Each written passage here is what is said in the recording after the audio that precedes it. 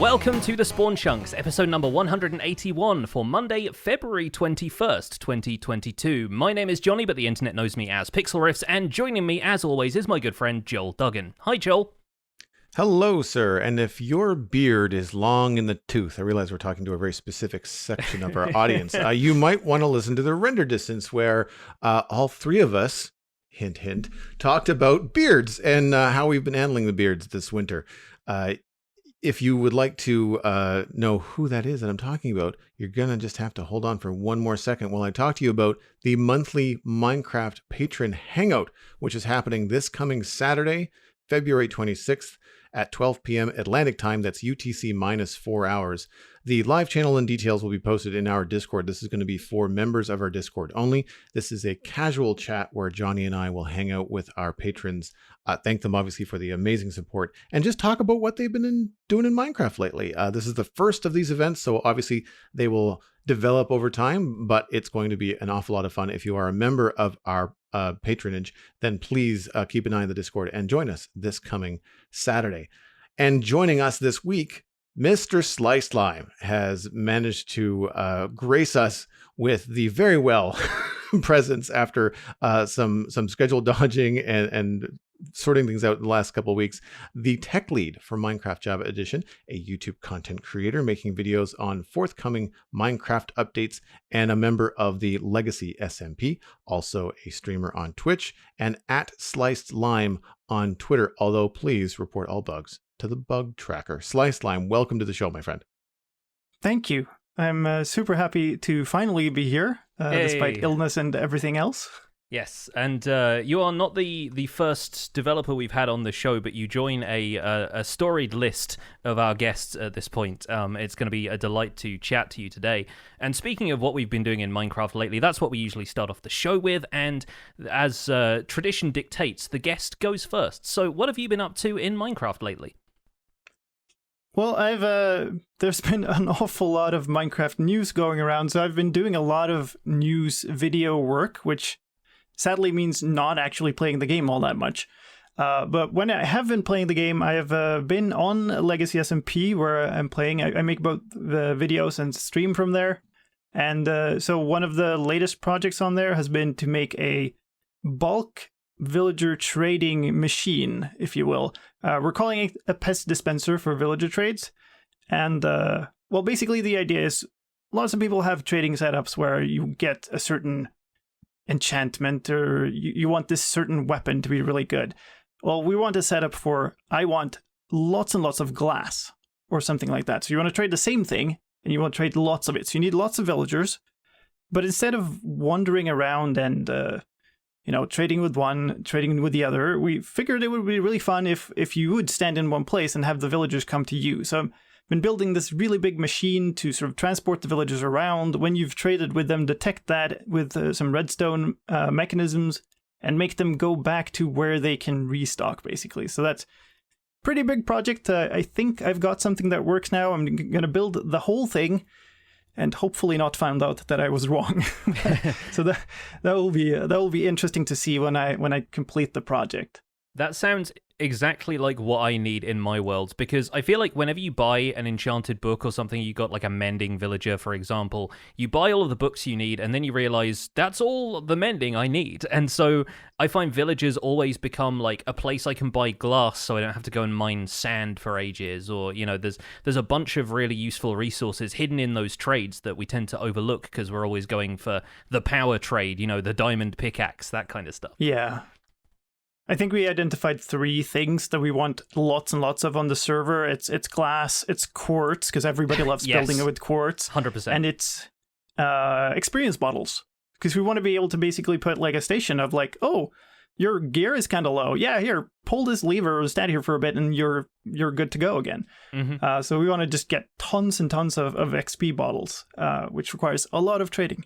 It sure does, yeah. But clerics have never been more handy. I ended up getting a bunch of ender pearls from a cleric instead of going around farming enderman for my first trip to the end. And again, that trade slips by you if you're not prepared for it. But having a bunch of fully maxed out villagers is definitely a recipe for success.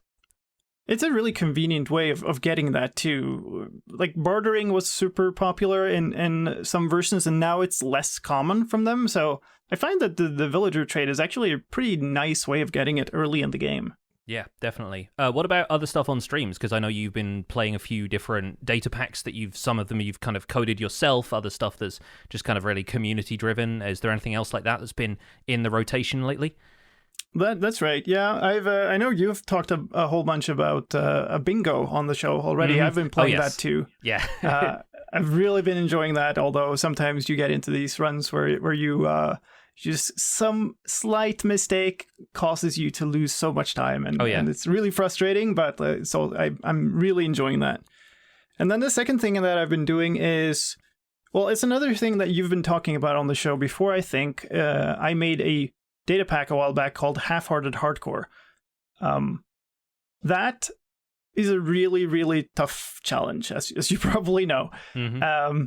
But something that's happened on it is I figured out you could make a farm for golden apples, and then that made you kind of safe. And then some of the other streamers who've been playing it, specifically a streamer called Dave, the guy 1604, and Brunadan Ui, they've been farming for totems in that challenge. And I didn't really like that it kind of made the challenge a lot less tricky when you've got that kind of access to resources. So I came up with an even more difficult challenge called the Heartless challenge, which is essentially a complete no-hit run. Any damage you take, any hit you take will kill you. So that's what I've been up to lately. I started a new world, I think last week, and this week I was ready enough to enter the Nether. Traveled around looking for a skeleton for quite a while. Not skeletons. Traveled around looking for a fortress for quite a while, which was really tricky. It was a Nether that wasn't easy to deal with. I think I saw the largest basalt deltas biome I have ever seen there, and that's not what you want to be traveling through when any hit will kill you. Mm-hmm. So I finally found a fortress, got a bunch of fire resistance potions from a piglin after raiding a bastion and stealing all their gold, and tried to enter there to get blaze rods. That was the whole point. And those potions were running out really quickly, so I was getting more and more stressed, and ultimately ended up dying to a skeleton that just dropped in on my head. Oh no. Yeah, it's always heartbreaking. I think one of my most successful half-hearted hardcore runs was a combo of a blaze and a skeleton as I turned a corner, and I think I managed to block the blaze, but then the skeleton got me from the side, and they're sneaky, they'll flank you, so it's got to be even more stressful if you're playing and you know that any piece of damage can hurt you, because on half-hearted hardcore, without even golden apples and totems and stuff, if you have enough protection on your armor can still save you from, say, if you're standing on a magma block or something like that. The one kind of That's true. point of damage that it deals, it'll still absorb it. But with not taking any damage at all, especially in a basalt delta, that's got to be like, a white knuckle ride. They're extremely unforgiving, these challenges, and you've really got to be in the mindset to play them, because it can be so frustrating, but if you're in the right mindset, then it can be an extremely enjoyable challenge. You probably have to have quite a lot of experience with the game to really enjoy it, but if you're looking for something completely new to try, something that makes you really kind of change how you play the game, because you have to think about things in a very different way when you're in that type of really challenging environment, then it's a really nice thing to try, I think. Yeah, I mean, for players like me and Joel who will jump off the roof of a house without a second thought and just go, "Ow, my knees!" I feel like you know that feeling, right, Joel? Oh, I do. It's one of the reasons why I was going through so much food in the early days of all of Fabric 5 is because I was jumping off of 5 and 6 tall builds, just not caring, realizing like I have boots on, but they have no enchantments. There's no feather falling. I don't have Elytra to glide to a safe landing when I jump, 10 blocks down. There's been a number of times when, thankfully, I didn't die. But it would have been very frustrating where like I try to jump across a crack in the ground and realize that, like I'm in Terralith and 118. So the drop was long enough to take me down to 1 heart. And I was at 28 levels, kind of saving up to see if we can get like a silk touch something finally. And if I had died there, I wouldn't have rage quit, but I would have just like, all right, well, what are we doing for the rest of the stream? Because it's no longer going for a pickaxe, you know? I've often wondered with the hardcore and that kind of stuff. Sliced, are the motivations for those data packs simply to make Minecraft harder as a new challenge, or do they stem from like your experience with other games growing up that were like we'll say like the traditional hard kind of video games? No, I don't think it's necessarily. I guess the latest one, the no-hit challenge, came out of not those types of games, but other gaming communities. So specifically the Dark Souls community has this type of no-hit runs that some of their speedrunners do. And that was at least what triggered the thought of, hey, maybe I could make Triple H, Half-Hearted Hardcore, even harder. So that's why that came about. But really, my challenge runs have just evolved, and I really just like playing Minecraft in different ways that aren't just the default, play the game till the end. So before these, I've done a number of different weird runs, and not all of them are even data packs. Like I played a no jump challenge, in which I just unbound my jump key and tried to complete the game that way. And it was a lot of fun. You're placing slabs everywhere so that you can walk up hills and things like that, right? Yeah, and you accidentally fall down one block and go, oh darn, what do I do now? Stuck here.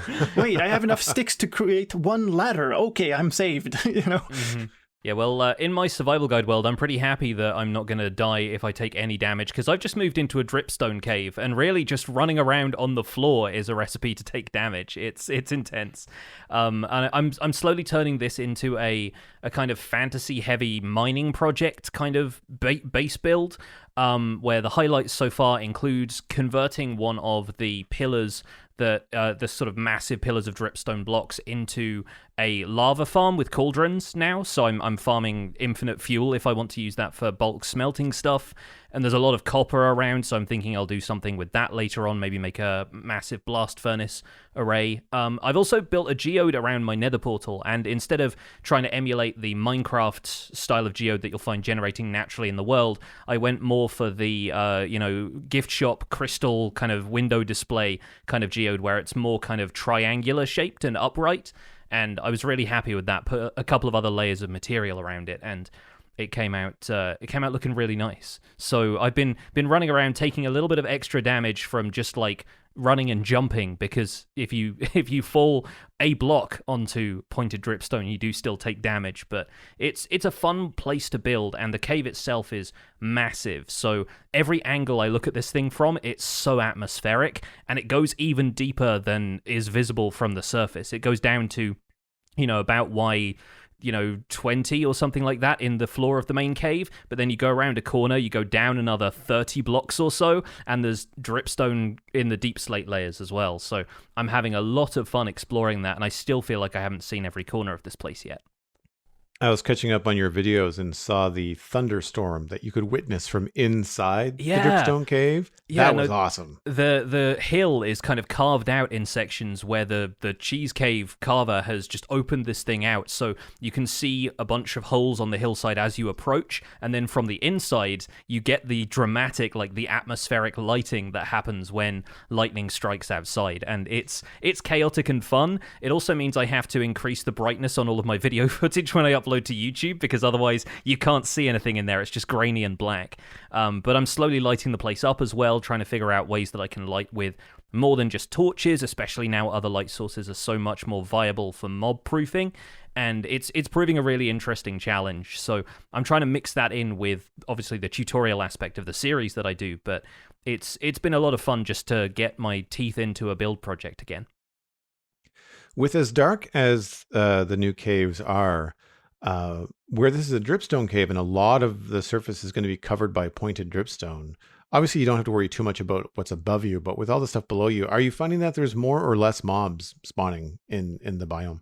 I'm finding there's fewer because there's enough stuff on the ground that it kind of breaks up any pack spawning that might happen. I find that the main problem is because of the height of some of those pillars, if I put torches around them on the ground, I still have to make sure I light halfway up the pillars as well because there'll be dark spots further up in the landscape. And so the sheer size of it is the other thing, right? You end up putting down a bunch of torches, you turn around, and all you see is, a network of dark areas that are probably still spawnable, and you've gone through about 3 stacks of torches already, and you're not even close to done.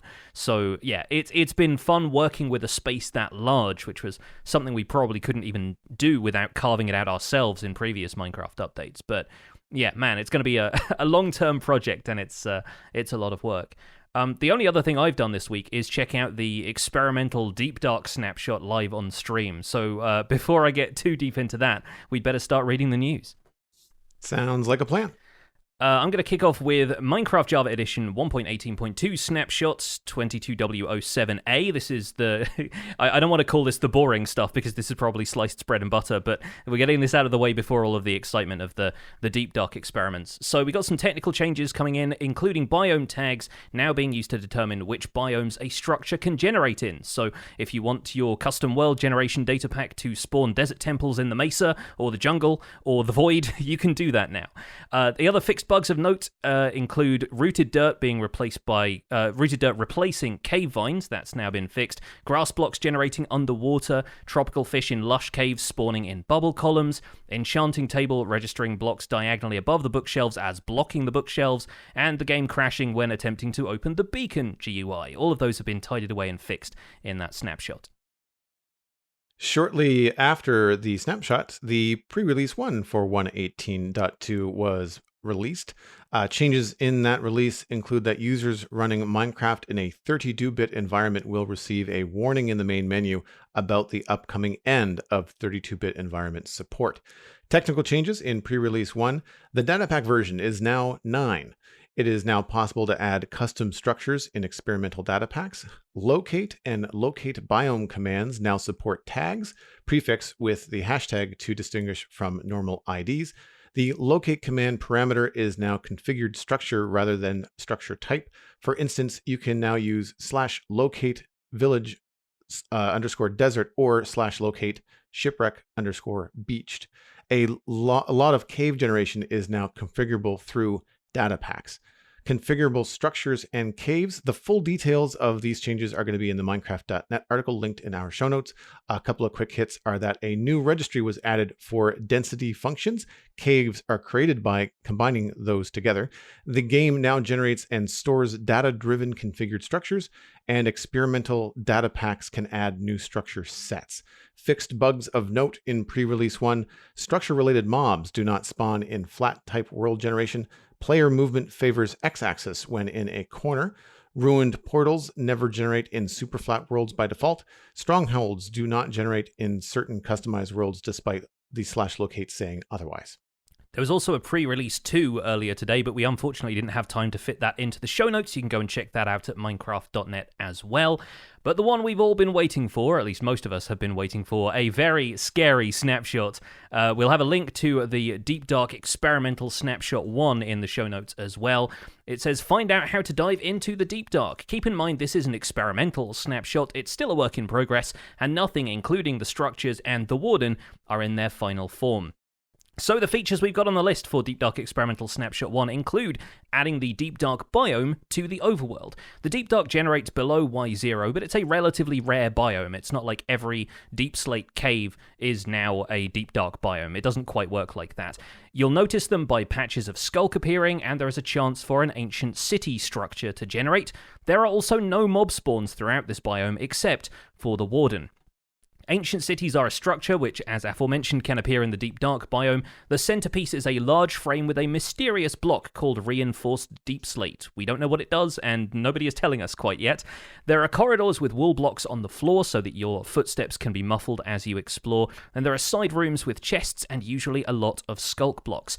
These chests have a chance to contain a new boots enchantment called Swift Sneak, which increases your move speed while sneaking up to full walking speed at tier 3. A new mob effect unique to the Warden and the Skulk Shrieker has been added, the Darkness effect, which we've seen in a couple of demo videos and we can now experience firsthand. The Warden and the Skulk Shrieker afflict you with it when nearby.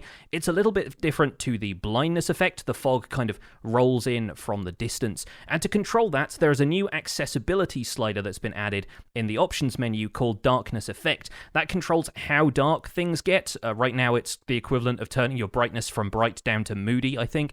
But when a Warden or Skulk Shrieker gives it to you, you can kind of control that through this new option in the options menu. It won't affect the distance that the fog comes in, so you still won't be able to see very far. It's just about darkness versus visibility. The Skulk Blocks, Veins, Shriekers, and Catalysts have been added to the game with this snapshot, and the Skulk Sensor has been returned to the Creative Mode menu. Skulk Catalysts will spread Skulk Blocks and Veins to surrounding blocks when a mob dies within an 8-block radius. They'll continue to spread beyond that radius if it generates a new Skulk Catalyst. The full details of all of this stuff is in the changelog, and I recommend checking this out because there's a lot of detail in there that will help you if you want to try this out in creative, try making farms with it, that kind of stuff. In the meantime, Skulk Shriekers alert the Warden when stepped on by the player or when a Skulk Sensor is tripped nearby. All the Skulk family blocks require Silk Touch to get hold of them, otherwise they drop experience when mined, and the efficient tool for all Skulk family blocks is the hoe.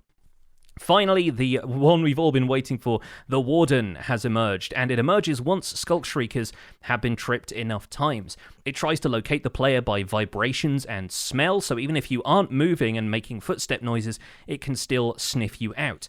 The more sounds it hears, the more angry it becomes, and throwing projectiles can distract it, but if you throw them too quickly, it gets angry and starts to triangulate your location. Colliding with the Warden also makes it hostile, so you can't sneak up on this thing. If you keep the Warden from noticing you or get angry for 60 seconds, it will dig back underground and despawn, but then it'll spawn again when you activate another Skulk Shrieker. Warden's attacks will also stun a player's shield, similar to how an attack with an axe does, and finally, they do not drop any loot. So, good luck fighting those. We'll probably get into more of our thoughts on the Deep Dark a little bit later on. Did we all get to check out the snapshot? I know I did. How about you guys? I didn't play the snapshot, but I feel a lot smarter having watched SlicedLime's What's New in Minecraft video about the snapshots. And I have to say, Slice, I really appreciate these videos every week because I'm a builder player. I do technical stuff in Redstone, but I do find sometimes getting under the hood in Minecraft can be over my head. And I really enjoy the way that you explain the features that are coming that are technical like this, especially in the pre-release. The thing that caught my attention as recently playing all of Fabric 5 with the Terralith world generation mod, which is also a data pack so people can use it in vanilla Minecraft. I can see developers of mods like that getting really excited about configurable caves and configurable structures, being able to put like jungle temples in spruce biomes or like vice versa, whatever. Is that the kind of thing that these changes are kind of geared for people customizing and doing stuff outside of vanilla, or do these changes actually also help like vanilla as well? The primary motivation is for extensibility. It's funny, the Terralith developers are actually very active in the community and give a lot of feedback, and yes, they do really appreciate this stuff. Hopefully it ends up helping out for future developments in vanilla as well, but if you look back at the Caves and Cliffs update, we did a lot of work with how the world generates for that update. And, you know, some of that benefited the custom world building community as well, and some didn't because we didn't fully have time to expose it. So this is kind of the final step on the journey, but the first steps were all the things we needed for vanilla, and then these last steps are the things that sort of didn't make the cut for that.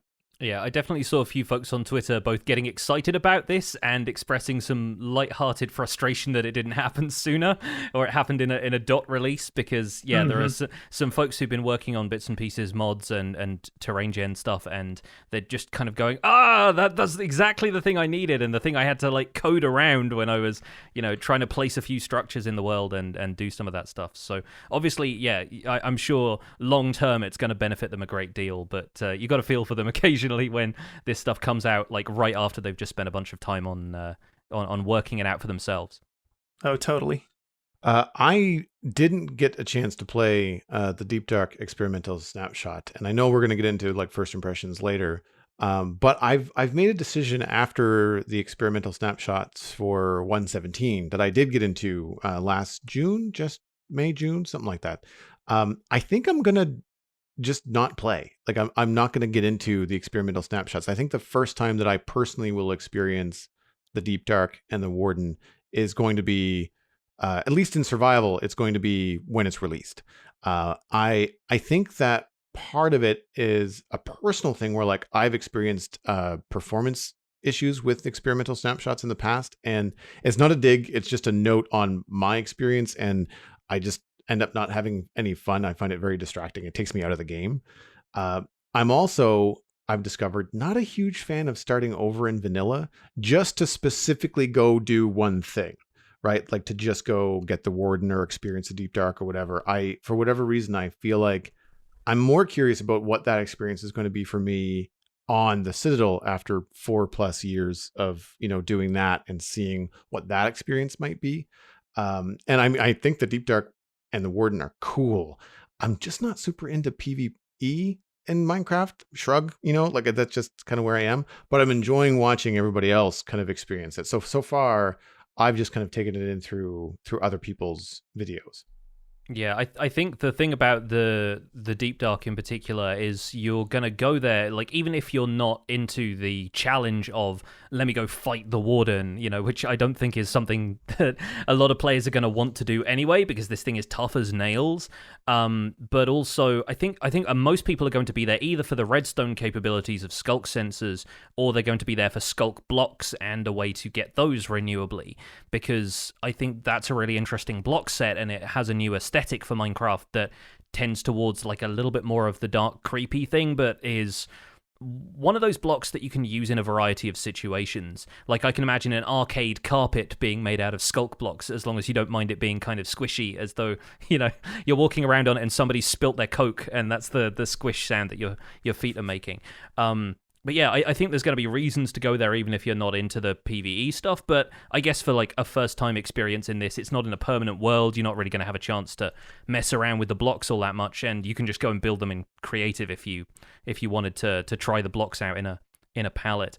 In my case, I wanted to experience the Deep Dark in survival just because I've been, this has been built up to for so long, and I really wanted to experience the Warden as soon as it was in the game, because it's a horror experience in Minecraft. And I actually got really lucky in that I found an ancient city within half an hour. I just kind of idly threw the snapshot up at the end of a stream where I'd already been going for a couple of hours.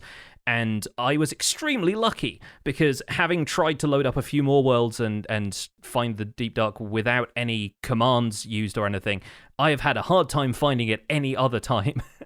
But I do think it's a kind of thing that needs to be experienced in survival if you're into that kind of thing, if you haven't seen it elsewhere, if it's your first time experience, just because, like, you get the atmosphere that way, and you'll only, you only get one chance to experience it for the first time, especially with something as evocative of this, where, having heard King B-Dogs talk about it, about how he wants to evoke the fear that you felt in your first night in Minecraft back when you first started playing it and you didn't know what anything was, and suddenly all of the monsters come out of the darkness. I like that idea, and the vibe is so strong with the Warden that I want to make sure I experience it the way it's meant to be, stumbled upon, and get the first-hand fear.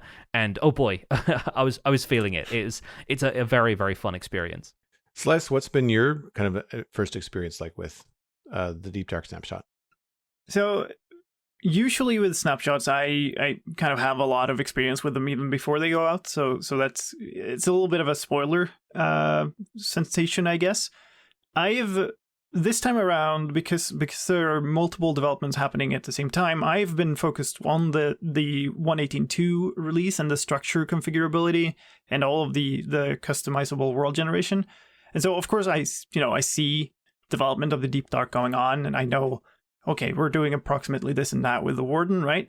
But I didn't have the details. I never, especially with the way the sculk blocks work and so on, I didn't know the exact functionality, it's kind of an unusual treat, and I've really been enjoying that. So I've kind of, I guess, just experienced a whole bunch of these things firsthand. And the thing that really struck me was the vibe, and is, I think, a really elegant choice that they've not filled the biome with other mobs, right? It's empty, and emptiness and the lack of anything combined with the effects and the sound design really, even though, I did a lot of the stuff for capturing video footage for an update video, so it was like switch out of creative mode, okay, try to provoke this, and then the effects and the sound kick off, and you go like, ooh, okay, all right.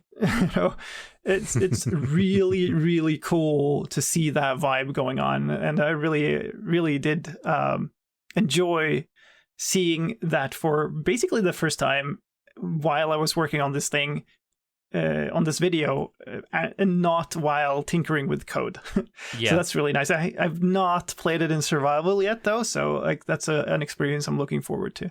Yeah, I think it's cool if you can still look forward to that part. And you're right, the lack of other sounds in there is so noticeable, because even without that much ambient stuff going on in the regular Minecraft world, there's usually, water flowing in the background from something. You hear animals, you hear mobs underground. Even if you're on the surface, you'll walk over a patch where a cave is and there's zombie or skeleton noise. In the Deep Dark, there's nothing. And, depending on how the surroundings have generated, because I found one when I was just zooming around in creative afterwards that was in a dripstone cave. Dripstone features had generated into part of this ancient city.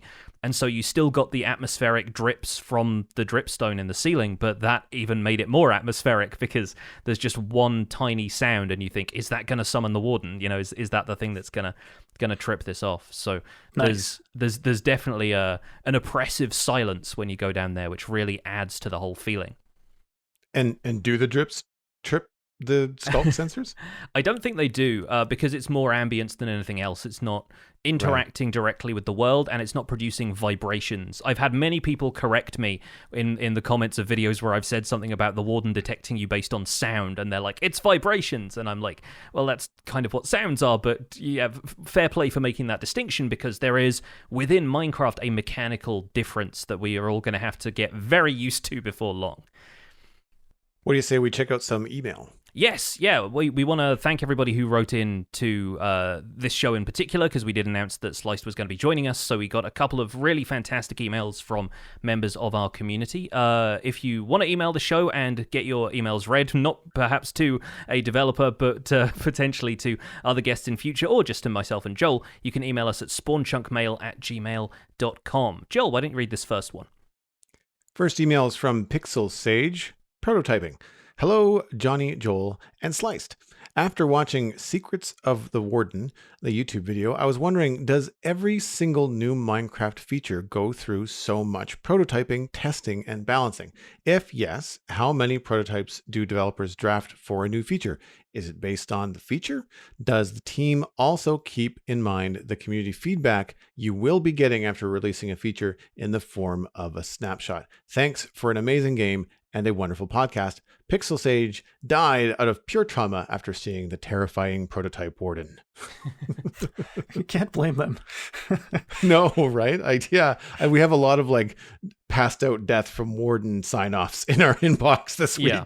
And even the prototype ones that are like weird asymmetrical creatures that they shared in that video, like wild designs, like so interesting. But you can kind of see how the process sort of gets refined. So yeah, Sliced, you can obviously speak to this. That's kind of the point of the email.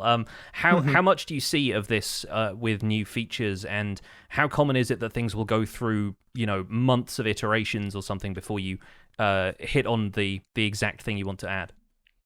I would say it's really different for different features. Minecraft development has traditionally been extremely fluid, I guess, and very innovative in a way that some I guess ideas of just single developers or somebody on the team just says something and everybody goes, that would be really fun. And then they end up in the snapshot that afternoon, right?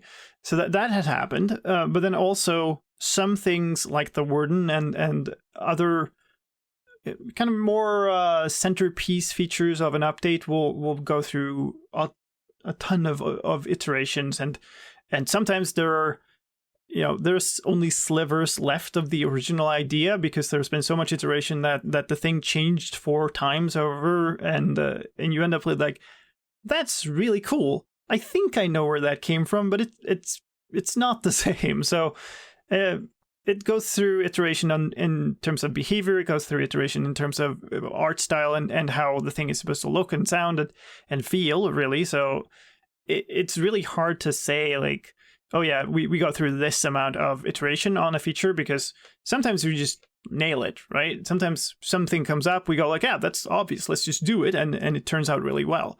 And sometimes it's a lot of pain, really, to try to like, we've tried this 10 things now and nothing is really working, let's try number 11. So yeah, it's really varied. The second part of that question is almost more important to us. Like we expect community feedback, and we always make sure that we have time to take that feedback in. So there are times when somebody comes up with a really cool thing that we'd really like to do, and we go like, no, we can't do it now because it's too late. And if we did it now, we wouldn't have time to react to any feedback that came in. So we'd rather wait a little bit with this cool thing and do it later, so that we have proper time to listen to the community. Yeah, that makes a lot of sense, and it's so evident from the approach Minecraft has taken over the years. Like, you think about the amount of feedback that was put into stuff like the texture updates, and it's interesting that you mentioned art style, because Jasper Bustra has been posting a few images and test videos today from mangrove biomes, for example, and I know there's been a lot of feedback about mangrove wood and what kind of direction that's going visually, but then presumably that's the kind of stuff that, because it has foundation in an existing system, how planks, slabs, stairs, all of that stuff operates. It's a matter of allowing for more of those types of blocks and just skinning them with the art style, and the art style is really the thing that matters. But then community feedback is always going to play a role there, so you can't just one day release a new wood type and call it done, because everybody's going to have an opinion on that, right? Everybody knows how they would love their next type of wood to look, right? Mm-hmm. Like, so yeah, I sometimes do feel sorry for Jappa, because there are some items I think he just does the same. He just nails it in the first time, and everybody goes, "Oh, that's beautiful, awesome, thank you. Let's give me this thing now." And in other cases, everybody goes, "That's not gold. Those are chicken nuggets." Yeah, or something, that's beans. The bean blocks. The bean blocks. Yeah, entirely that. Yeah, no, I feel like sympathy for Jappa has become almost like its own segment on this show, because we've definitely had a lot of those discussions in the past. But yeah, ever since the 1.14 update, when all of the textures ended up getting changed, it was clear that he had to develop a very thick skin around that kind of stuff, but I think a lot of it is reading into all of that community feedback, right? It's understanding that if people say something that you think, well, that's not entirely fair, it's just them expressing themselves in the way that they can, and it gives you can read between the lines a little bit and try and pull out the feedback that's actually useful to you as a development team. Yeah, absolutely. And it's a really tricky art, actually, trying to figure out, okay, how much do we listen? Right? Because sometimes it's just like, half of the community is really screaming about this, but if you did something, then the other half would be screaming. And in a way, there are some cases where you go, okay, this is annoying to people, but maybe even the feature being slightly annoying is a good thing, because there's supposed to be some challenge left in dealing with whatever it is, so that you are forced to develop a redstone machine to use this new feature, for instance, instead of just, I plonk down this block, it does exactly everything I need it to do. So there's some balancing, it's a balancing act, I guess, in figuring out how much do I want to cater to everybody's, expressed desires, I guess. Mm-hmm. I think, too, when you're dealing with stuff that's subjective like that, or even when into the technical community, you'd have to learn with community feedback, like, wow, this is really loud, but is it the loud minority versus like, does 90% of the player base just not really care that much about this one thing, but these other folks are really getting bent out of shape about it? Mm-hmm. And you need to learn to tell the difference between, here's this loud minority that really cares and nobody else cares at all, either way, and here's this loud minority that really cares, but the silent 90% really want to keep it the way it is. Mm-hmm. Right. Yeah.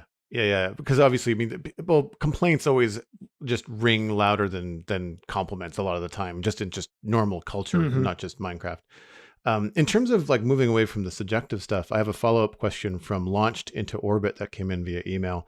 How often do new Minecraft features get discarded because they would negatively affect game performance? So it's a good idea, subjectively or otherwise, we can't do it because it just won't play well in the game.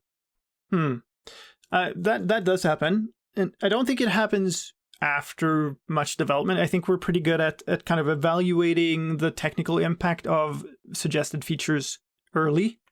And there have been cases where we've all gathered up developers from Bedrock Edition, developers from Java Edition, together with designers, sat down in a room. They go like, we really want to do this and that. And everybody goes, how about you do this instead, which is similar, but wouldn't make people's machines burn? And that's it's a bit different than just saying, no, we can't do it because it's too heavy. So usually we try to not go like, okay, no, but rather, okay, I'm trying to see what kind of experience you wanted from this suggested feature. Is there a different way that we can do that is just more technically sound in the environment that you're implementing this in? But there are cases where we also just go, nah, that's not happening. Yeah. It's a balancing act, and sometimes you have to make sure that the weight on one end is not going to be super heavy for people with, an iPad, for example. Yeah. Let's move on to this next email. This one comes in from Pseudovar, who's a landscape artist member of our Discord, and the subject this time is, how successful was the split? Hi, Joel, Pix, and Sliced. Long-time listener, finally decided to support the show I've been listening to for so long. Thank you very much for the support. For Sliced, I'd like to know how successful the split of 1.18 has been in avoiding developer burnout. Being a developer in my past, I know how stressful outside pressures can be, and that there can sometimes be a lack of empathy for the work that goes into a development project, especially bug fixing.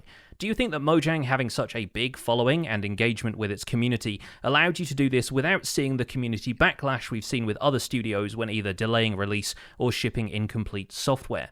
Thanks to all of you for what you do. Pseudovar died using experimental features. Yes, so many experiments going horribly wrong, I think, or horribly right. So obviously the announcement happens, the Caves and Cliffs update is being split in two. 117 is going to have blocks and mobs, 118 is going to have terrain, and we didn't see a great deal of backlash from that decision. I think there has been, again, a vocal minority who are just going to complain for the sake of complaining. But in the case of this, we saw a lot of positivity coming from the Minecraft community. Sliced, what was that like as somebody who's, obviously stressing out about this and actively working on the game? How did that feel to see that from the community? Let's go back to the first part of the question. So was it successful? And there was a lot of work. There's no denying that. Even with the split, there was a lot of work. But the most successful thing about the split is that the alternative would not have been to burn out or to not manage to hit the deadline. It would have been to ship something that we would not have been proud of. And I think that would have been really devastating for a team like the Minecraft team, where everybody's so passionate about the product that we release. So I think that was the biggest part of it for me, was finding a solution out of the situation that we were in that meant that we could all feel like, okay, yeah, there's still a lot of work left to do, no denying it, but now we feel like we have a shot of making the thing that we want to make. Mm-hmm. So that was the kind of the good output of the split. Yeah, and, no, I'm nodding aggressively at the, for it to be something that you're proud of. And yeah, I think it's really become that, looking at community reaction to 118 and, seeing people exploring new terrain stuff. I think we can all agree at this point it's been worth the delay. And it feels that way because it's here for us now. Obviously, at the time, it felt like we were going to be waiting a while, but we were all hoping the wait was going to be worth it. And I think it was. I think it turned out all right. Even the first update, when we started talking about the split, I felt like really worried that the first part of the update would feel really lackluster. And I think it wasn't until I started looking at, like, okay, I need to start preparing my update video for this release. And I started going through all the new blocks added, and it was like, oh, I can't even count all of these blocks. There's so much stuff being added, even in the first part. Because, I mean, the scope of the Caves and Cliffs update is large, and we've split it into two, and we now feel like, okay, we got all these things. But you got to remember that it was large even before the split. Like, we didn't have the update around Christmas that would normally have been there. So even before the split, it was a longer development cycle. So there was a lot of stuff going into this update, and I think it turned out good, even though, yeah, it was less than an ideal way to do it, I guess. But then moving on to the community reaction, like I said, it was that something that you were surprised by? Were you kind of crossing your fingers and hoping that everybody was going to react to it okay? Were you bracing yourself for impact in that way? Oh, yeah. I personally was really worried. And I think a lot of us were, because I think, I can't remember exactly the timeline, but there were other games in the same time period that were delaying, and we saw the reactions to those announcements, and it was rough. It was a really, really poorly received piece of news, right? So we prepared mentally to really have this community that is very often very supportive of our development kind of turn against us, and that was definitely a possible outcome in my mind. So I was really surprised, very positively surprised by how well the community took the news. And looking back at it, I think a key factor was that we were really transparent about why we were doing these things, and we really with Agnes and with Henrik, I think it was in the video, sort of announcing this split, showing a bit more of the human side behind the development. And I've been in game developments for a while. I've been in different companies, and Mojang is fairly unique in showing the face of developers at all. So the difference between a human being showing up in a video and saying, hey, we want to take more time because we want to make this thing into something that we're really proud of, and a press release where they say this date is pushed back by a year. Yeah, like, and it could have been a text post on Twitter, Yeah, it could definitely have been there, or this post on Minecraft.net and no human connection around it, and I think that would have been different.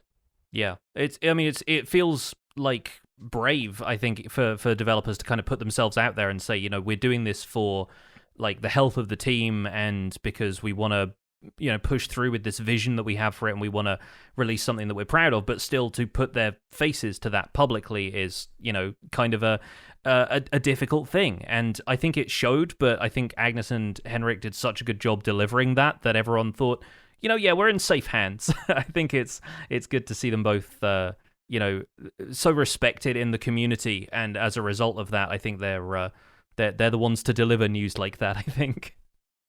Yeah, for sure. I think one of the things that Mojang is really good at is not necessarily reminding the community, but keeping it in the forefront of the community's mind that the developers are players as well. And that's what I pulled away from that video announcement about the split, was just like, there was a part where Agnes was talking about like her 10-year-old world that she doesn't want to break. And it wasn't at all a selfish comment. It was more like I don't want to break my world just as much as I don't want to break yours. So like, that's why we're taking the time to do this right. And I think because of the visual, I guess, that you're saying that, with developers from Mojang that choose to, like, showing their faces and people that stream or people that are on these development videos, I think it just reminds people that it's, they're players, and they have the same concerns, that you, the player base, do. And so it to me felt like, the decision was being made by people that are in your corner as the player, right? Like, not from some giant, like you said, with a press release from a giant corporation that, you just kind of, by default, your brain just kind of says like, well, they're just, I don't know what the reasons are, but it's just the bottom line is ultimately what's going to shift here. And I never ever seem to feel that with Mojang, with any of the announcements, really. Yeah. And I think from working with Agnes, and it's easy to think that, okay, yeah, we're making this announcement, so we need somebody to tell about the announcement and to talk about how important it is with worlds and stuff. But this is like that's Agnes. That's super genuine. Like, she cares that much about that world, and she cares that much about players' worlds, and it really shows through that it is the true nature. It's not like, okay, yeah, we made this talking point up, I think. Yeah, and thinking of the developers as players leads us really neatly into what we want to discuss today, which obviously we want to be talking about the Deep Dark and the Warden, since it's our first look at that, but with Sliced here as our guest, we thought it'd be a great opportunity to chat about Minecraft development and the challenges that presents, but also a bit of like the boundary between being a player of the game and a content creator for the game, as well as the development side of things. So to kick us off, what was your history with game development, and how did you end up joining the Minecraft team?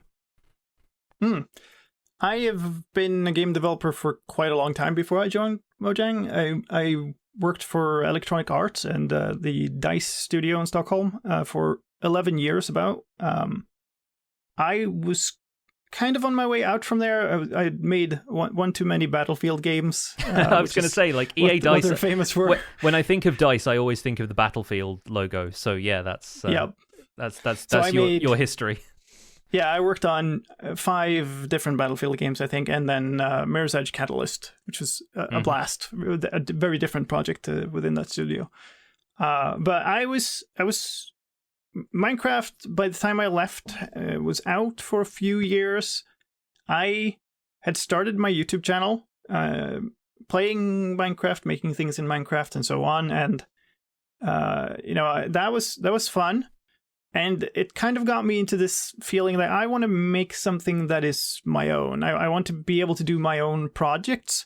I want to be able to make a side project if I wanted to prototype a game or something. And so I went to the folks that I worked for, and it was a hard no. Like, they would not let me make, passion projects on the side. Mm-hmm. And I essentially decided that, okay, I've worked here long enough. I've got a buffer. It's pretty safe for me to leave and start my own thing. And so I was doing that. At the same time, I had made some maps that were added to Minecraft Realms as the sort of mini-game maps that they have available on Realms. So when I left, I posted that on Twitter, and Mark Watson reached out to me and was like, "Hey, wait, did you think about applying here? You should send me your resume." And so I did. And then, eventually down the line, joined Mojang from that.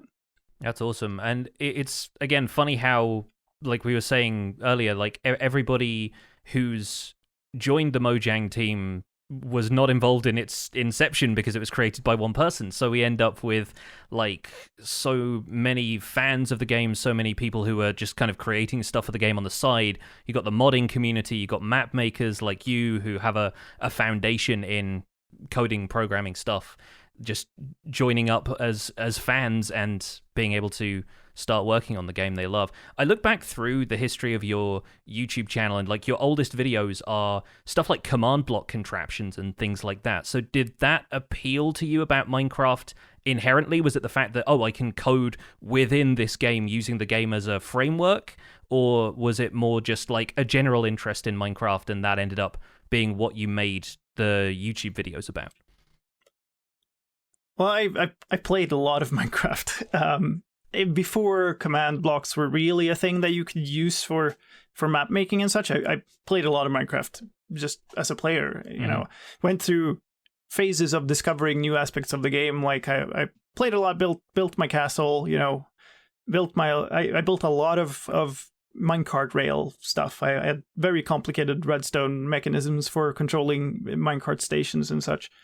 And then command blocks around Minecraft 1.8 started becoming a tool that I realized that, okay, these fit pretty well with my programming knowledge, and I could make things that are pretty spectacular, that seem almost impossible to the normal Minecraft player. And so, like, the very first thing I did and posted on my YouTube channel was a working chess game in Minecraft, which was at the time mind-blowing to a lot of people.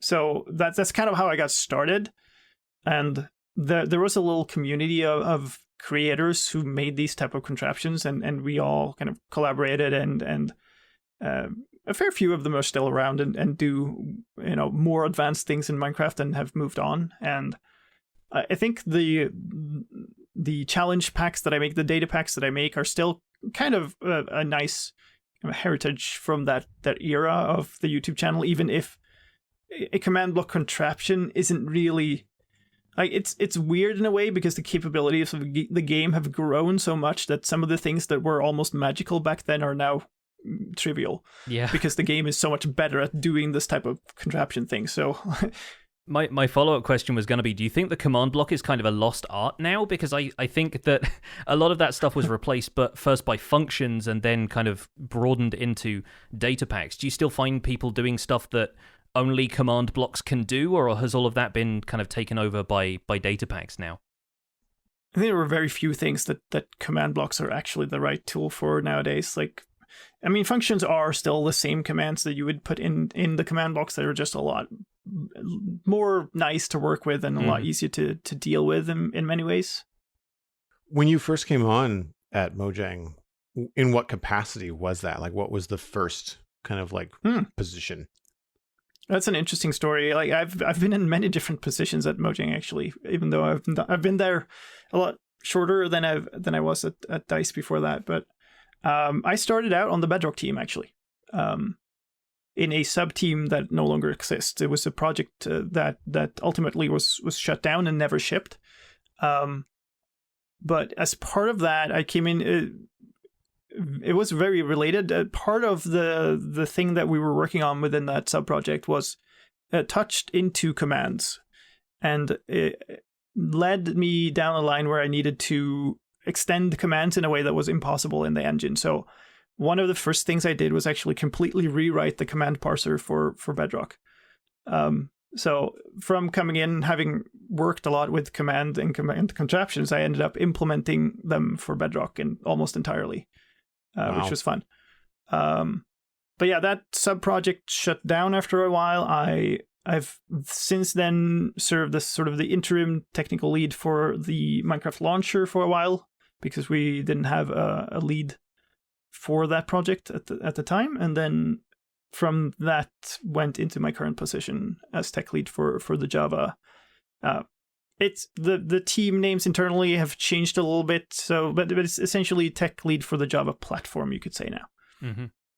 And how does that balance out with your personal time as a Minecraft content creator? Because you spend time working on what I presume is mostly kind of coding stuff and probably like, you know, a mix here and there of actually getting into the game and seeing it working, but then you spend a lot of your personal time still making those Minecraft videos that kind of started you off on your kind of trajectory towards working on Minecraft. So, like, is there such a thing as too much Minecraft for you at this point? Do you find that it's a bit weird kind of continuing that? I mean, obviously you enjoy doing it, but how is it dividing your time between being the tech lead for the game and then also playing the game publicly? I don't think there is such a thing as too much Minecraft for me. I think I would have hit that if that limit existed, I guess. But, the nice thing, I guess, is like I get to be a part of creating the game and the engine that runs the game. And it's a very different thing from playing the game. And I bring a lot of my passion into work, and I talk a lot about the game design with the designers on, and we internally as well as externally are a very open company. So it's not like, it's all the designers and they make the design and they don't listen to anybody. So I have a lot of interesting discussions about the game. But ultimately I work with tech. Like I've always been a person that thrives in these sort of borderlands between technology and art. And so like making something that is a really solid game that people can really rely on and play well is really a passion, and that is a really different thing than playing the game. So in that way, that's good, I think, because maybe there would be such a thing as too much Minecraft if I played a ton at work too. Who knows? I find that Minecraft, like I said before, I'm still on this journey where I'm discovering new interesting ways of playing the game. Like I started out building really rough little things in the game. I've discovered so many things about redstone. I've discovered so many things about how mobs work and handling mobs and farming. I went into command blocks for such a long time. And now I'm on this journey learning how to build fancy things. Like I made this, I know Joel has talked about this before. I made an enormous ocean hydro station design thing around a Guardian farm on the previous season of Legacy. It's a 9-month long project of an enormous build. And I would never have thought that that was the kind of thing that I would do, but because I don't really view myself as an artist in that way. And it's a new thing to learn with the game, and there's always this new horizon to look for, something new to do with the game, and all these challenges and all these new ways to play the game are just like, there's never a time where I look at Minecraft and go, oh, there's nothing to do. Like there's every single time I look at the game, it's the opposite. I look at it and go, oh no, I don't have time to do all these things. Which one do I pick? Yeah. Yeah, do you do a great deal of other gaming outside of Minecraft? Do you take a break from gaming as work to play any other sort of recent releases, or are you more just like you main Minecraft and that's it at this stage? I do love games. I'm not like stuck to Minecraft by choice in the way that I would never play other games. I do play some other games, but generally my issue is time. Like I don't have that much time anymore with both content creation and work to play a lot. I used to play a whole lot of Rocket League. Lately, I've been playing quite a bit of GeoGuessr, especially with kiddo at home.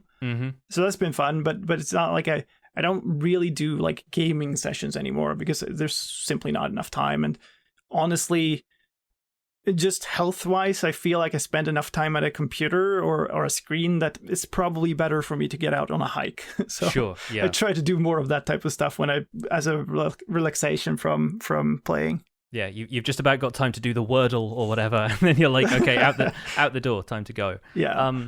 So one last thing while we're on the subject of development, when you're developing data packs that feel kind of more like community projects like Half-Hearted and Heartless, do you feel like you're creating features that you would add to Minecraft if you had the choice? Like, would you want that to be a difficulty setting beyond hard and hardcore on the main menus, or are you happy with those feeling more like community-driven projects? I think I'm more happy seeing... part of it is I enjoy, because at work I sort of implement some of the functionality that is required for making these data packs. Sometimes it's just pushing the boundaries of, okay, is this possible to do with these community tools? And I think the really interesting things happen when you enable the community to make more and more of this type of different ways of playing. So I'm not necessarily at a point where I feel like, oh yeah, this should be in the game. I feel more like it's really great. The more different types of experience people can make with the game, the better, really. Mm-hmm. Does having such a deep understanding of the technical side of Minecraft ever get in the way when you want to be creative and whimsical in your own gameplay? No, I don't think so. I know it's a pretty common thing among game developers, right? Game designers particularly, where you go like, okay, I can't play games anymore without deconstructing them. And this is a little similar, I think. And I find that I don't have that problem a lot. And I think it's almost the opposite way. Like I can know some really quirky details of some really technical thing and go like, I can make a really funny thing about this. But then on the flip side, I just discovered new things also that I have no idea about. Like I got killed by a glow squid the other week on Legacy. That was interesting. And I was like, that shouldn't be possible. But what happened was I had a drop shaft with water at the bottom and a glow squid spawned in there. And as I'm falling down this drop shaft, I go like, that's curious. A glow squid spawned in there. And then I die. And I go like, why did I just die from falling into water? But looking at it in a replay, I saw that I'm starting to shift to the side. So this glow squid has collided with me as I'm falling and pushed me onto the edge instead of into the water. And I had no idea that was possible. So you learn new things, even though you work with the code of the game every day and you think you have a pretty deep understanding. There's always more things that you have no idea about. And going back to what you said about the game sort of straddling the boundary between technology and art, I feel like Minecraft can be an artistic medium in the same sense, and so the more you learn about it, the more it feels like kind of art appreciation. Like you understand the depth of understanding that other people have of the game, and you start to appreciate the way other people build, and it feels much more like going to an art gallery and looking around and looking at people's brushstrokes and thinking, you know, this person is a master of what they do. I feel like that's where Minecraft really kind of blurs the line into being more of like a cultural movement more than it is just a game, you know? There's a power, I think, in the commonality of everybody knowing the common base of like, okay, yeah, I can go into this world and I can punch a tree and I can do all these things. And yet you can look at somebody who's really, like, you can look at Gemini Tay, who's I think been on the show before, and you can look at one of her statues and go like, I don't know how I would do that. That's amazing. But it's in this common framework where we all know what the experience is like. And I think those two things being together are really powerful. Yeah, you can look at a deer statue made out of spruce wood and you're like, I understand what spruce wood is. It's the rest of that that's just like the mind-blowing part. How do I make it do this? Yeah. Mm-hmm. So I've got a question to maybe kick off our deep, dark first impressions for Sliced. And I feel like one of the things that I experienced watching these videos was it was the mood shift, and it was the audio shift of I correct me if I'm wrong, Pix, because I watched your video. Did the music completely cut out, or was there a lull before creepy music started? I didn't have the in-game music playing on my stream when I did that. I had a playlist playing in the background that I then switched off, and then for my video I edited in music from the Nether because it felt like it had the closest vibe to what was going on in the moment to moment action of the video. But there is supposed to be, I think, a track that Lena Raine composed that doesn't appear in 118 because I think it was meant to be tied into the Deep Dark in the first place. And I was trying to get that to play. I turned up the in-game music, but it didn't play anything at all when I was in the Deep Dark. So maybe that's just not been linked up behind the scenes yet. So I know that, Slice, you kind of gave us your first impressions about, like, from a player standpoint, but from a tech lead standpoint, from when your first impressions of seeing the Deep Dark or even trying it, like, what were your kind of initial feedbacks professionally when you first saw the Deep Dark? I think we've gone through a lot of iterations on this internally too, and there's some technical aspects of it that are interesting in terms of the skulk in particular. I think is an interesting thing because it has the potential to make block updates happen all over the shop and travel long distances and such. So that's a thing that we've been talking a bit about and trying to get to the point where, okay, we're in a reasonable place here where players are not going to immediately invent a contraption that just slows the game to a crawl, right? So that's always an interesting thing. Since I haven't been that involved with it, I haven't had that much feedback really, which has been interesting. There's always the interesting aspect of it when you're trying to do two things at a time as a development team, and they're kind of a little bit in conflict with each other. So you could kind of see this now where, I've been in one corner of the studio virtually, redoing how we place structures and how we implement structure content in the game. And in the other corner of the studio, there's this other part of the team making a new structure. So there will be some interesting times going forward when we try to get all of that together into one build. And that's also some of the reasons why these things are these experimental snapshots, right? Because we haven't fully figured out how do we put all of this together yet. So that's why I don't want to guarantee that your world will still work once we have figured all of this stuff out. So there's some interesting things there. Otherwise, I think from my point of view, it's mostly new player experiences more than it is new tech, which is nice because we have just come out of this period of, we redeveloped how we make an entire overworld. That was a lot of tech heavy things. So it's nice to get back to making more experiences with the things that we already have, kind of.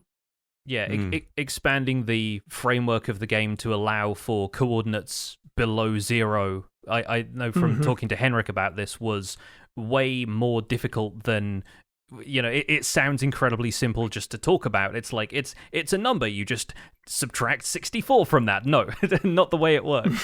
And so I imagine now you've got that framework in place. It must almost be a relief to start working on, the gameplay experience side of things. What can we now do with that extra height and depth that's going to draw players into certain parts of the world? Yeah. And I think in particular, having remade the entire overworld generation in a way that we kind of didn't really expect either. Like when we set out to make what was initially it was the mountains and the caves update, right? We were doing two things. It was going to be mountains and it was going to be caves. And it didn't turn out to be that. It turned out to be the brand new overworld, completely different from before update, which is, maybe slightly more work. And it's amazing. Like the end result still amazes me as I walk around the Minecraft world, but it was also very foundational work in a way that is not normally the type of things that we make in updates. So it's kind of nice it's almost returning to what we used to do. Okay, we're adding a new mob. We're adding some new blocks, we're adding a new structure. It feels good. We can comfortable. Do that, and we kind of know what we're doing. It's not this like, wait, how do we remake the entire overworld again? Yeah. But at least you haven't painted yourself into a corner at that point. You haven't developed the game to the point where you couldn't make massive changes to the overworld and like the Deep Dark and the ancient cities and stuff. Seeing that now, I can't imagine that happening at, say, like, with the equivalent depth of like where you used to find strongholds previously. It feels like an entire new dimension of its own is just down there low enough in the world now that it felt like it needed that distance. So it really benefits from that. I think it also needed the size of the new caves. Like I can't imagine an ancient city in these like cramped, carved out caves that we had before either. So it really is incremental in a way. Like every change made to the game enables the next change in a way. That's something that I pulled away from it too, watching a couple of videos about the Deep Dark and the Ancient City, was the fact that it doesn't feel like a box of a structure generated in the midst of Minecraft blocks. It feels like, because it's so large, I mean, it's one of the biggest structures that I've seen in the game, I think. And because of that size, combined with the size of the cave it's intersecting, it feels so much more natural than even a stronghold sometimes. Like I remember, I think my first stronghold really felt kind of like, oh, here's the Minecraft thing I'm looking for in this kind of like natural looking rock formation, but it felt very kind of like stuck in there, as opposed to the Ancient City. And some of it might be the lighting and block choices and stuff. But it just feels a lot more, I guess, atmospheric. It feels like it has more history, I guess is the best way to say it. It feels like it's been there for a long time, not it's been generated by the game that I'm playing, if that makes any sense. Yeah, you couldn't do what the Deep Dark does with the darkness effect and the Warden following you and stuff in a stronghold, because in those caves with ancient cities, you can't always see the ceiling. There's a sense of openness and space around you that where the stronghold, by comparison, is a series of boxes. And the reason it's all closed off is because there aren't really any other kind of larger caves around there for the structure to exist in at that point in the game's development. So yeah, what you end up with in the ancient cities is an enormous sense of space. And the fact that the caverns therein can be even larger than the structure is just like it's wild. Because you're right, it is. I'd say it's equivalent in size to a pretty decently sized Nether fortress, and one of those ones where the platforms just extend onwards forever on the outside and has a few sort of interior structures that all kind of cluster together. So that kind of focal point for an ancient city is that frame section in the center that I feel like everyone is calling frame as a shorthand. I don't know if it has an official name. It's probably redacted at this point because I gather there's some stuff going on with that. But seeing that for the first time, there's this immense sense of foreboding about the entire thing, because it is the one thing in this that feels different. The patterns throughout the rest of it are repetitive. That adds to your sense of disorientation because you don't know how far along this thing you've walked. The corridors seem to stretch out forever, and even that was, triggering fight or flight reflexes in me because I was like, I can't see the end of this corridor. Whereas in a stronghold, you take 4 steps one way and like there's a door, and then there's 3 other doors through that, and it's more of like a labyrinth. Whereas this feels a lot more vast and scary as a result. You can use the darkness more that way. It's like for people that are scared of swimming in the open ocean, right? Like yes. You can't see past your feet and you Very start much to freak that. out. Yeah. I think one of the scary things to me is like it has that kind of labyrinthine feel still, but it's more open, right? You can see up, you can see around, but there's still a lot of hidden corners, and with all the skulk shriekers around, you take a step around the corner and it goes dark and you get the effects and stuff like that. The combination of it just evokes this sense of foreboding around the entire place, which is so different. Yeah, and you immediately slow down when you're exploring it as well. Like it's not the kind of thing that I'm sure eventually when people are used to these and they've been out for a couple of years, people are just going to like sprint through some of these things, wardens going off left and right, and then, they're going to know exactly where to look. But the first time you really have to take it steady because you know that your footsteps on any blocks that aren't wool are going to start setting off things to the left and right that you can't even see half of the time because of the way they've designed the structures and the corridors. I think the structures are great. I'm very happy with the amount of wool they've left in those pathways as well, because you want to dig up one layer to take it with you so that you can put down wool to walk on to make sure you aren't being heard, and you take up the layer of wool in this corridor and there's another layer underneath it, and you think, okay, good, so I can, take all the blocks out of this floor and there's still stuff underneath that I can walk on, so I can carry a stack of wool with me and it's not going to compromise my route around this structure. But then there's mechanics like skulk blocks being able to detect that they've had wool placed on them. So now the skulk sensors will get tripped by that, and you have to remember to bridge up over them and around, and there's so many ways to navigate this place.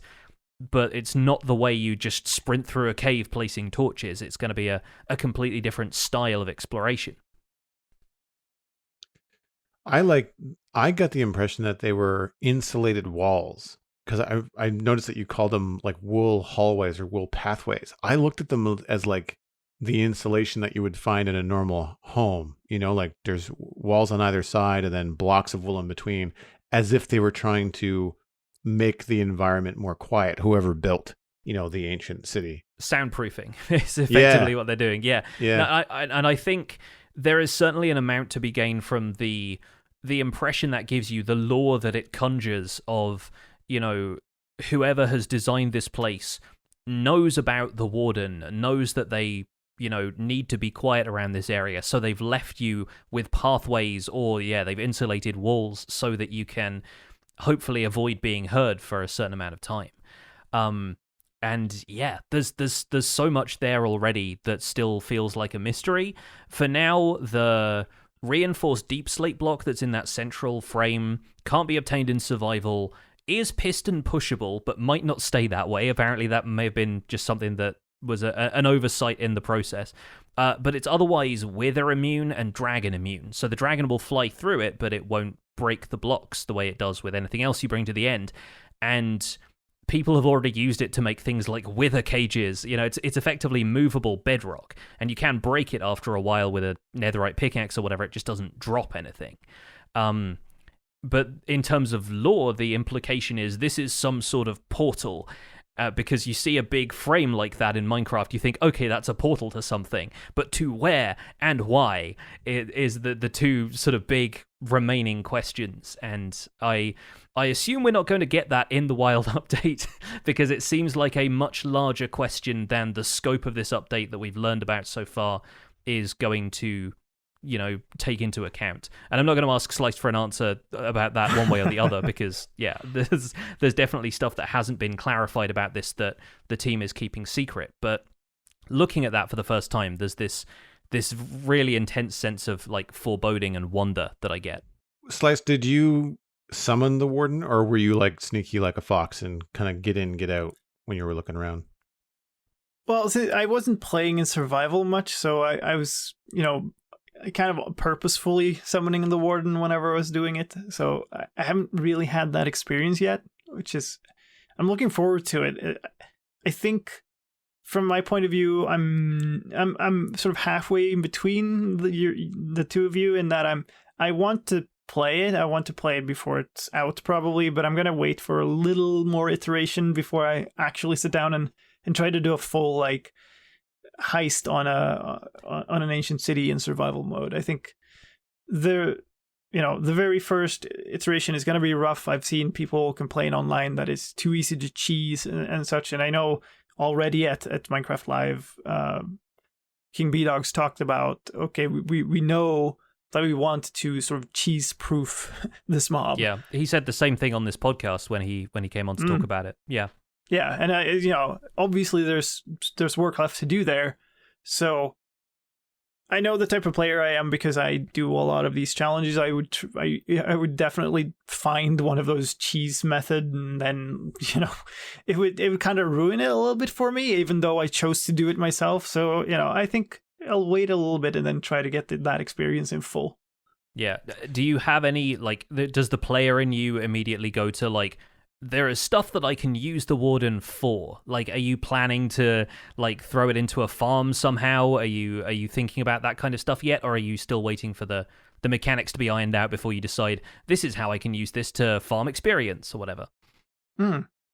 Now, I don't think I have anything in particular for the Warden. I think the skulk blocks and those things really got me thinking about, okay, this is very different from everything that's in a game. I can probably think of fun ways to use this. The Warden itself seems...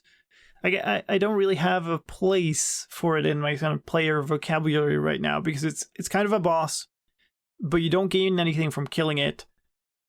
But if you don't gain anything from killing it, there's really there's no benefit in summoning it. So really, it's kind of just a punishment. But then there's also a challenge in there that, because I am a challenge runner, I really like to take on that type of challenge, and it's got a ridiculous amount of health, and it hits harder than a truck. So it's one of those things, like figuring out how to deal with it once you have summoned it is an interesting challenge. So I'm kind of waiting for a little more development to figure out, where do I place? How do I play with this? What do I want to do? I want to summon it? Do I want to just not ever see it? Is that better? I don't know yet. Yeah, and it feels like the kind of thing that you do want to see at least once, because you want to know why you're going to all of this effort in the first place. And I think there are some situations, really, if you want to fully raid an ancient city, where you can't avoid summoning the Warden, because there are skulk shriekers and sensors arranged in formations that you can't really block them off from each other. Like, a sensor is going to trip a shrieker no matter what you do if you want to open this chest. Like, you can't even place a hopper under a chest like you can in some piglin bastions, because then the skulk sensor is just going to hear you placing the hopper. So there's definitely some stuff there that is going to force you to bring the Warden out, and it's going to be about what you do then and how you avoid the Warden from that point onwards. The fact that it can detect sort of snowballs and projectiles that you throw was obviously in there from the beginning. It was the very first video that we saw of the Warden did that. And they provide snowballs in some of the loot chests in the ancient city, but aside from that, there's not a great deal around that helps you fight the Warden. And right now, there's not a great deal of stuff that is worth the risk in those loot chests. Like, I think the treasure enchantment is nice, the fact that you can only get swift sneak from here. And that in itself has a bunch of other uses, I think. But without that, the structure itself wouldn't really have many incentives to go there, other than just, you know, it's there and you can experience this Warden thing and maybe grab some skulk and then run. But I'm curious to see how the loot side of things develops, because there's a chance that other stuff will be in there. There have been hints at the Warden guarding some sort of treasure, and whether that's specifically loot-based or if it's something else about the structure, it remains to be seen. But I don't know. What makes good loot to you as a player, Sliced? What makes it worth going to a structure for when you've got, you know, access to everything in various other ways in the game? I think that treasure enchantment is a good aspect of it, right? I think finding things that are unique are usually what that ends up being for me, and the treasure enchantment could be that. I don't know, utility wise, I don't know that swift sneak is good enough that I would care that much about it, because there's already a mandatory feather falling on my boots, and you know, I'm probably gonna have more use for Depth Strider. I know there's been talk about moving those to leggings as a suggestion that's being thrown around online quite a lot now, so we'll see where it ends up. Maybe that's it. But in general, I just feel like unique things, right? Why do you go to a bastion? Well, maybe you want pig step, maybe you want the banner pattern, right? Or you want, I don't know, the challenge or some particular blocks if you're doing a challenge run, like speedrunners go there for the gold, right? But I think if you're at this sort of end game level where you've got most of the things you want, then what you go there for is pig step. And it's doesn't really do anything for you in terms of, you know, power of gameplay. Like you don't get better equipped because you have pig step, or the banner pattern for that matter. It's items that are unique and that are fun. And so I think that's the type of loot I really go for. Otherwise, I don't know that I go anywhere for loot in. I guess like it's all early game. Otherwise, thing. Yeah, and I can't see that many people wanting to go to the deep dark early game or finding it, because you have to be pretty well equipped to go into the caves to begin with. And once you're there, if you're sneaky enough, you could probably manage it. But a couple of snowballs on the hotbar, maybe. Like I agree with that entirely. I think the unique loot, the stuff like, and it doesn't seem all that valuable to you. It's more cosmetic stuff like banner patterns. And occasionally, you know, the fun of finding diamonds in an end city or fully enchanted diamond pickaxes or whatever in an end city doesn't really go away, because we just have this attachment to diamonds as Minecraft players. Even when you've got a Pez dispenser full of villagers, they're going to trade you diamond tools for an emerald apiece.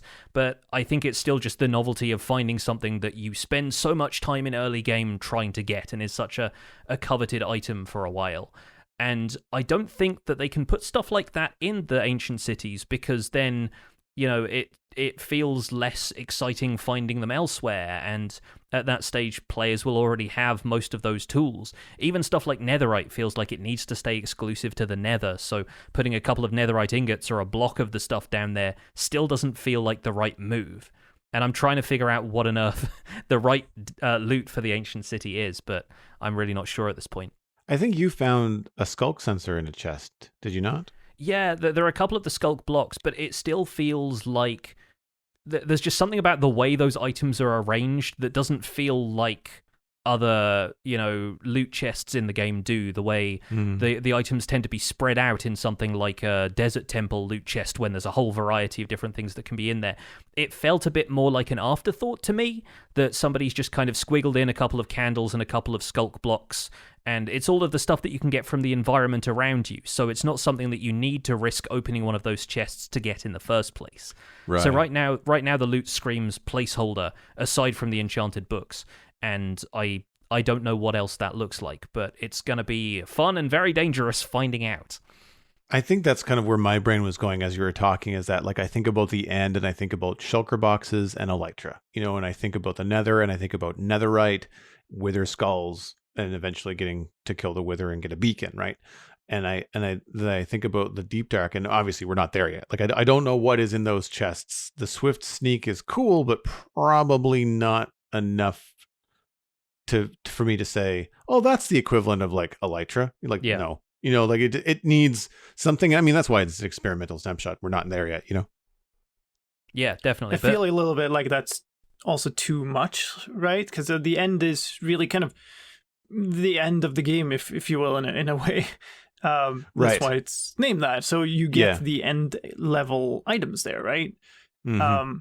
But like, there's a limit to how much you can do that. Like, you keep adding things to the game, and you get this kind of escalation of how powerful things need to be for it to feel valuable if it is a gameplay item. Mm-hmm. So it's really tricky to keep adding powerful items as loot rewards. That's going to always be, like, we could have the same chests over and over, like the end chests are really, like, there's tons of good loot in there, but it's not as exciting to me because it's not unique, right? Yeah. I find that, like, thinking about bastions, one of the more interesting things to get from there is the gilded blackstone. Mm-hmm.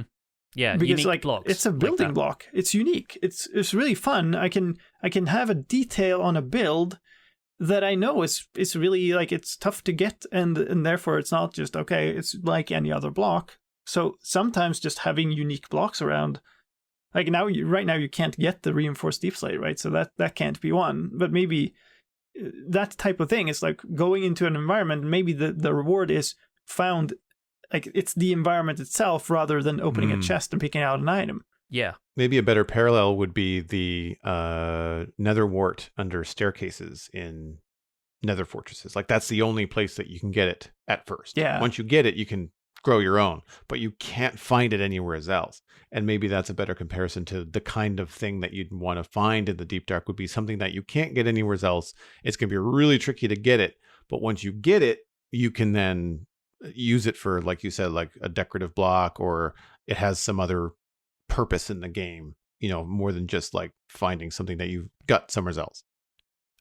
I do think there's definitely some appeal to taking over the Deep Dark, though, and using that as your base when you've managed to clear out all of the stuff that's going to summon the Warden, because at that point you have a biome-sized area which won't spawn hostile mobs. It's the underground equivalent of a mushroom island. And I do wonder what people are going to do with that aspect. You're still going to have stuff spawning above you because the biome doesn't reach all the way to build height, but I can imagine technical players seeking out those areas just so they can make a perimeter for a mob farm, because there's one section of the Deep Dark biome that, is cut out of the center and is an area that's spawnable for mobs. The way the biome has formed, or maybe around the edges of a Deep Dark biome, you could do some interesting mob-specific farms that if you AFK in one place in the Deep Dark, that's the only place that stuff is going to spawn. I can see people exploiting that mechanic and that being the treasure for them, in the same way that, you go to the end, you beat the dragon, and it's not about what you get from the dragon fight, it's about what is beyond that. But I think there is probably a good place to leave it, actually. We're going to close up now and wrap up this episode of the Spawn Chunks. But thank you so much, SlicedLime, for joining us on the show. Where can people find you if they want to see more of what you do, or just to say hi? Well, my Twitter account is an interesting place. It's kind of a chaotic mix of everything I do and my work things, my content creator things, personal thoughts, and random interesting things I found online. So if you want to sort of see all aspects of me, then that's a good place to go. My YouTube channel has the news videos. We talked about them, about snapshots and releases. I do tutorial things too. I'm going to be starting a new command-related tutorial series pretty soon. So that if you want to learn how to do technical things in the game, I guess that's one thing I do. And then I do kind of cinematic Minecraft is my term for it. But it's kind of let's play things, and I really like to do really extravagant time lapses. So if you're into that, check out my YouTube channel. I also stream on Twitch. I have 3 streams a week, and lately I've done these like behind the scenes streams. At whenever there's these videos to make, I'm kind of beholden to the news cycle in making those. So I do hardcore challenges. I do survival play on Legacy SMP. I do bingo. I do all kinds of things on there. And if you want a more like personal running connection, I do have a Discord server that's linked in all my videos and all over the shop. Awesome stuff. Well, thank you so much once again for joining us. It's been a real pleasure. In the meantime, you can find more information about our show and links to some of the stuff that we've talked about today at thespawnchunks.com. The music for the show is composed by me, and The Spawn Chunks is proud to be a listener-supported podcast. If you're getting some value out of the show, consider putting some value back in. You can visit patreon.com/thespawnchunks to join our community. Pledging at any level gets you an invite to our patrons-only Discord chat and gets us closer to our goal of having the monthly Minecraft audio hangout roll into the next month. As Joel mentioned at the top of the show, we're having one this month and very much looking forward to it. We're currently at 331 patrons, which is holding steady from last week. Thank you all for continuing your support, and special thanks to our content engineers, Hunter555, Jumbo Sale, and Yitz for your support on this episode. Sharing the podcast with your friends is the easiest way to support the show. You can find us at The Spawn Chunks on Twitter and Instagram. Personal recommendations are by far the best way to share the podcast. Just poke a friend in the arm from a safe distance and let them know that they can find The Spawn Chunks on iTunes, Spotify, Google Podcasts, even YouTube, really, wherever you can find a podcast. While you're out there, leave us a review. iTunes, Spotify, they're great places to let other folks know what you think of the show. It helps us be discovered by new listeners. You can email the show at spawnchunkmail@gmail.com. Find the RSS feed on the spawnchunks.com, and the patron-only RSS feed is on the Patreon page. That's where you can listen to the Render Distance, the extended version of the podcast. And we'll be chatting a bit more with SlicedLime in this week's Render Distance, so now is the ideal time to sign up for that. In the meantime, my name is Jonny. Online I go by PixelRiffs. You can find most of what I do at youtube.com/PixelRiffs, where I try to make sense of this bizarre and wonderful game in Season 2 of the Minecraft Survival Guide. I also stream 3 days a week on Twitch, doing behind-the-scenes work for the aforementioned YouTube series, and I'm the voice of the unofficial Hermitcraft recap, which you can find through a quick YouTube search. Aside from that, I'm at PixelRiffs on both Twitter and Instagram. Joel, where can people find you online? Everything that I am doing online, including my illustration and design portfolio, is at joelduggan.com. You can listen to The Citadel Cafe, my podcast about sci-fi and fantasy entertainment, at thecitadelcafe.com. This past week, Brockett and I talked about The Owl House, which is an animated show on Disney+. You can follow me at Joel Duggan on social media and Joel Duggan on Twitch, where I build on the Citadel on weekends in the medieval town of West Hill. Thanks for visiting the Spawn Chunks. The world outside is infinite and is best served with a twist of citrus.